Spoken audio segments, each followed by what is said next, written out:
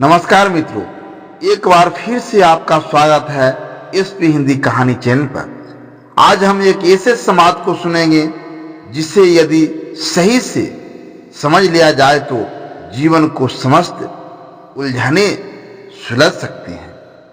यह संवाद है भगवान श्री कृष्ण और देवी के मध्य, जिसमें गीता के अत्यंत गूढ़ रहस्य को सरलता से खोला गया है कि मनुष्य के सर्वनाश का मूल कारण क्या है। कृष्ण बोले, ध्यायतो विषय पुंसः संगस्ते सुपजायते संगात संजायते कामः कामात् क्रोधो भिजायते क्रोधादपति समोहा समोहात् स्मृति विभर्मा स्मृति भ्रसंदा बुद्धिनाशो बुद्धिनाशतः परनाशयति। हे देवी, मैंने गीता में अर्जुन से कहा था, काम ही मनुष्य के विनाश की जड़ है। काम से क्रोध, क्रोध से मोह, मोह से स्मृति, भ्रष्टि और फिर बुद्धि नष्ट होती है। और जब बुद्धि नष्ट हो जाती है तो मनुष्य स्वयं ही अपने पतन का मार्ग बना लेता है। देवी बोली, प्रभु आपने अत्यंत गूढ़ बात कही, परंतु मैं कुछ समझ नहीं पा रही। काम, जिसे शक्ति का स्रोत कहा गया है, वह विनाश का कारण कैसे हो सकता है? कृष्ण बोले मुस्कुराते हुए, हाँ देवी, आपने उचित कहा। काम एक महान शक्ति है। यदि यह नियंत्रित हो तो आनंद, प्रेम और भक्ति का कारण बनता है, परंतु यदि यह मनुष्य को नियंत्रित करने लगे तो यही शक्ति उसे पशु बना देती है। देवी बोली, प्रभु यह तो विरोधाभास प्रतीत होता है।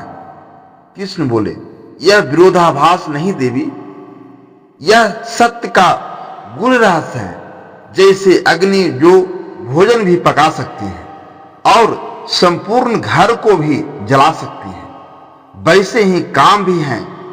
यदि इसका सदुपयोग हो तो यह प्रेम बनता है, भक्ति बनता है, परंतु दुरुपयोग होने पर यह वासना, लोभ और क्रोध में परिवर्तित होकर सर्वनाश का कारण बनता है। देवी बोली, प्रभु तो क्या मनुष्य को काम से मुक्त हो जाना चाहिए? कृष्ण बोले, नहीं देवी, काम से मुक्त नहीं, बल्कि काम को अपने अधीन कर लेना चाहिए।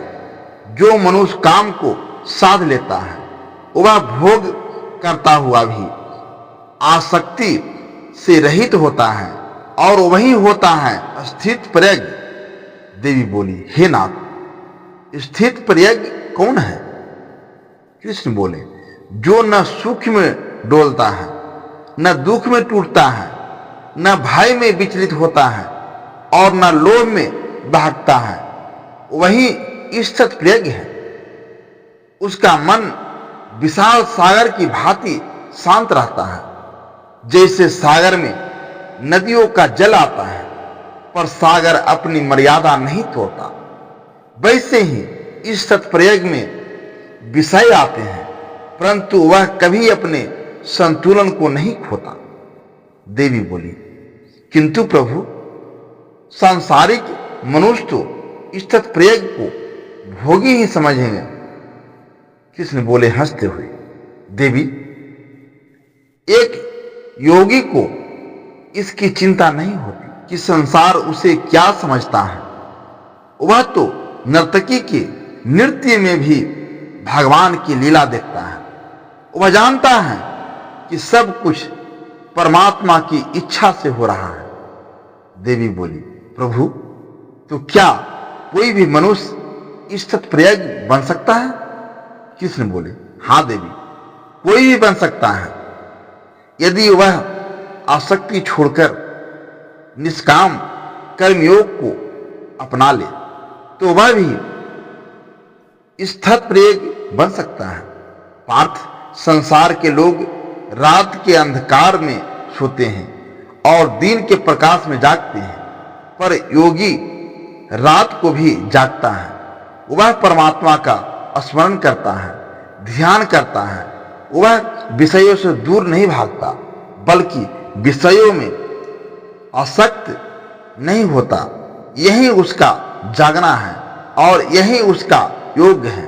कृष्ण बोले, हे अर्जुन, काम को जितना शक्तिशाली बनाया गया है उससे भी अधिक शक्तिशाली है आत्मसंयम। जो अपने मन को साध लेता है वह संसार को साध लेता है, और जो संसार को साध लेता है वही होता है यथार्थ ज्ञानी। इस तत्प्रयोग मित्रों, यदि आज की यह कथा आपके मन को छू गई हो और आपके भीतर आत्मचिंतन की ज्वाला जगाई हो तो कृपया इस चैनल एसपी हिंदी कहानी को सब्सक्राइब करें, वीडियो को लाइक करें और कमेंट में जय श्री कृष्ण अवश्य लिखें। अगली बार फिर मिलेंगे एक नई प्रेरणादायक कथा के साथ। जय श्री कृष्ण।